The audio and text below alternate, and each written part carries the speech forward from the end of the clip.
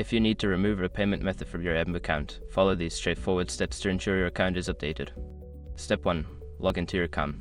Visit the Airbnb website or open the app and log into your account using your email and password. Step 2. Access account settings. Once logged in, navigate to your profile icon or the menu. Look for account or account settings to access your account details. Step 3. Go to payment methods. In the account settings, find the section labeled Payments and Payouts or Payment Methods.